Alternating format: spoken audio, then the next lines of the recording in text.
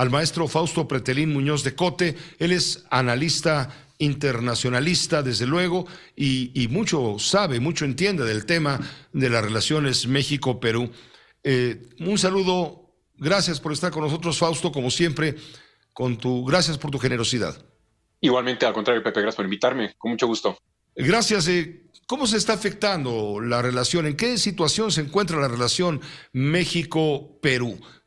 No es precisamente un socio estratégico de México. Bueno, mira, Pepe, yo creo que la relación sí se está afectando, se está distanciando de manera absurda, creo yo.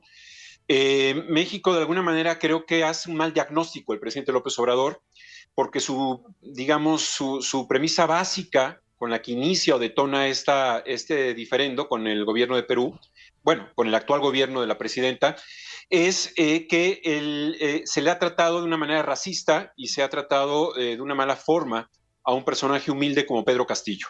Esa es, digamos, la premisa básica que hace el presidente López Obrador.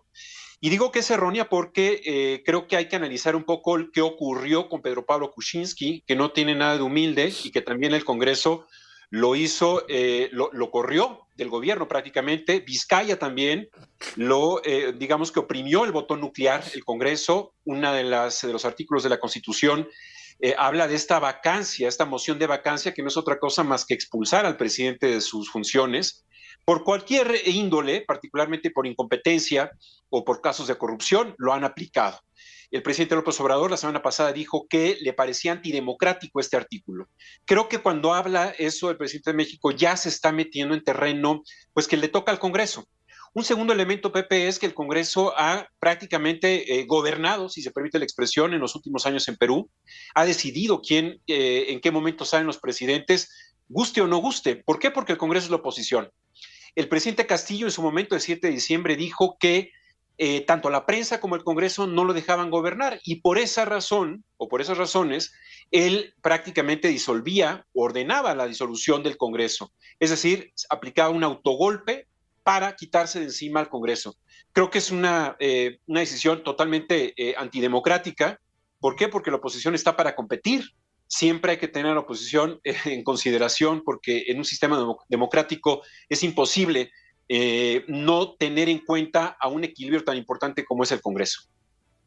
Al hacer estos comentarios, el presidente de México, mismos que han sido calificados en Perú como injerencistas, como que el presidente de México anda de metiche en los asuntos internos de Perú, se están violentando los principios de la política exterior, la llamada doctrina Estrada, que está, por supuesto, señalada en el artículo 89 de nuestra Constitución. Sí, totalmente. Hay dos elementos que se están violentando. Primero, la injerencia en el sentido de que se está agregando leña al fuego. Es decir, hay que ponernos en los zapatos de los peruanos, la inestabilidad que tiene Perú desde muchos años atrás, y con esta decisión del presidente de México significa que le está dando una mano a un personaje que prácticamente autogolpeó al Estado, y eso genera más división, más polarización dentro de la sociedad peruana. El tema de la doctrina de Estrada es un reconocimiento de los gobiernos o de los estados. De alguna manera, el gobierno de México no tendría que estar valorando en qué condiciones ocurrió esa transición entre Pedro Castillo y la actual presidenta. Entonces, sí hay una violación a la famosa doctrina Estrada.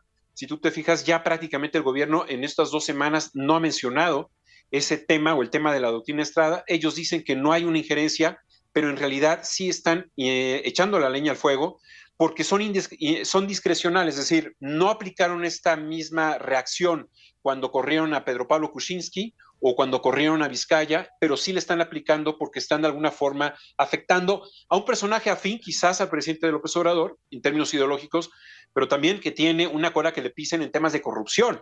Y la esposa también ha sido investigada, evidentemente. Es decir, que el presidente de la República está aplicando una diplomacia ideologizada, dirías tú. Totalmente dogmática, totalmente sesgada. No la aplicó cuando ocurrió eso no hace mucho tiempo allá en Perú. Estamos hablando de 1 año y medio atrás, pero ahora sí lo aplica. Hay que recordar que el año pasado, en diciembre, el secretario de Hacienda de México fue enviado por el presidente López Obrador a Perú para generar ciertas pautas o darles alguna señal de cómo gobernar o cómo crear estabilidad económica, pero también lo que han comentado allá en Perú es que le dio el consejo de que no se dejara de los medios de comunicación, que fuera crítico, que fuera fuerte el propio presidente, y a partir de ese momento Pedro Castillo fue mucho más violento en su forma de hablar contra los propios medios de comunicación en Perú. Entonces, yo creo que es una nebulosa, se ha ido cargando paulatinamente, en donde creo que hay un mal diagnóstico por parte del presidente López Obrador, o quizás un diagnóstico guiado por la ideología de que quiere defender a Pedro Castillo, algo similar a lo que ocurrió con Evo Morales. Si tú te fijas, con Evo Morales se le dio el asilo, pero no se habló nunca de que Evo Morales violó la Constitución en 2015 cuando hay un referéndum o un plebiscito, perdón, y la mayoría de los bolivianos dijeron ya no lo queremos en la boleta electoral de las elecciones presidenciales del 2019 y sin embargo se presentó y Evo Morales fue el factor principal de inestabilidad en Bolivia, generando varios muertos y lógicamente pues eso tampoco se habló en México o por parte del gobierno de López Obrador. Te agradezco mucho, Fausto Pretelín, te agradezco muchísimo el haber colaborado con nosotros en esta ocasión nuevamente. Un gusto saludarte y felices fiestas. Igualmente para ti, felices fiestas. Un abrazo al maestro